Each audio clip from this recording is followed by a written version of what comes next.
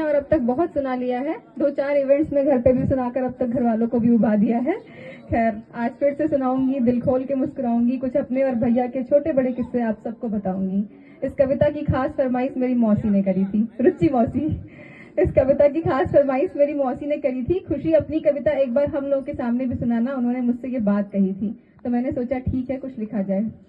इतनी छोटी सी थी मैं जब इनसे जिद किया कि मुझे भी स्कूल जाना है, मुझे साथ ले चलो। बोलते हैं मैं नहीं ले जाऊंगा तुम्हें, जाओ पापा से जाके कहो। आधे घंटे जिद करने के बाद इनको ऑर्डर मिला कि मुझको स्कूल लेकर जाना है। पूरे रास्ते मुझसे 100 मीटर दूरी बनाकर ऐसे ले गए जैसे इन्होंने ना मुझे कभी देखा है और ना कभी जाना है।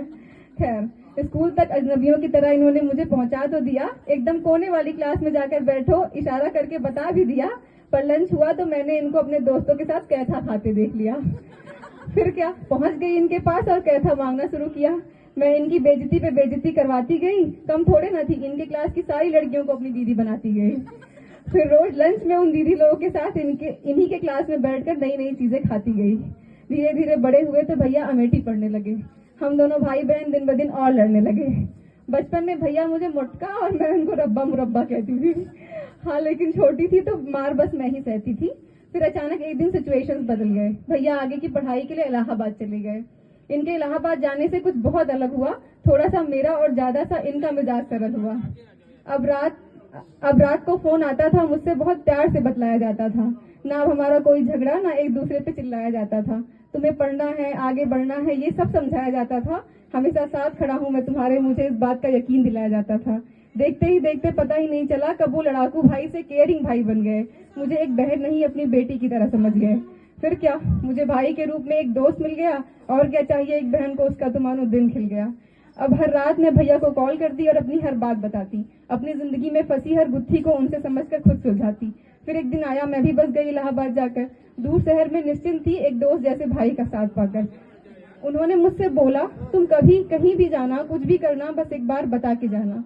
मैं कभी कुछ करने से रोकूंगा नहीं तुम्हें, बस आने वाले रिस्क हटा के जाना। यहाँ तक कि जब मैं अपनी पहली कविता परफॉर्म करने गई, केवल भैया को पता था।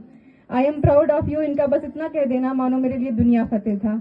वक्त बीतता गया पर भैया मेरे हर उतार चढ़ाव में साथ थे। कोई भी मुसीबत हो मुझे पता था मेरे सर पर इनके हाथ थे। मेरे खर्च के अलावा मुझे हर महीने 500 रुपए अपनी स्कॉलरशिप से देना, मेरी हर छोटी छोटी जरूरतें अपनी स्टूडेंट लाइफ में भी पूरी करना।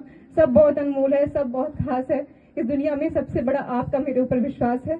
वो जब आप मेरी पोएट्री पे कमेंट करके कहते हो ना कि तुम तो मेरा हीरा हो, कसम से ऐसा लगता है जैसे दुनिया का सबसे बड़ा सुकून मुझे मिल रहा हो। भैया मेरे राखी के बंधन को निभाना, भैया मेरी छोटी बहन को ना बुलाना, हर रक्षाबंधन पर मेरा ये गाना गाना और इस गाने से बार बार भैया को चिढ़ाना, बस यही है असलियत मेरे और भैया के रिश्ते की। सिर्फ बहन का प्यार ही नहीं मिला मुझे, बल्कि मिला है एक बेटी के भी हिस्से की।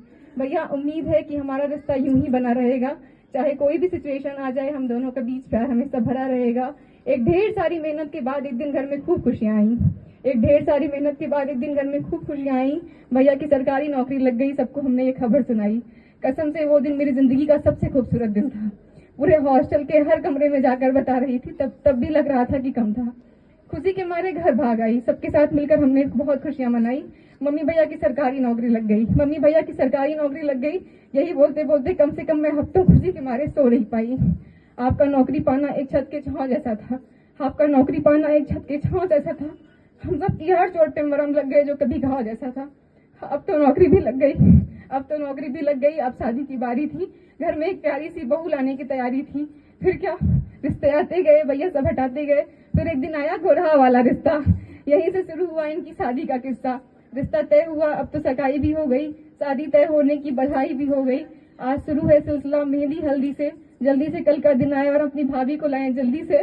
तो इंतजार किस बात का है, हल्दी मनाइए, मंगल गीत गाइए, थोड़ा आप भी नाचिए, थोड़ा बाकी सबको भी नचाइए। Thank you.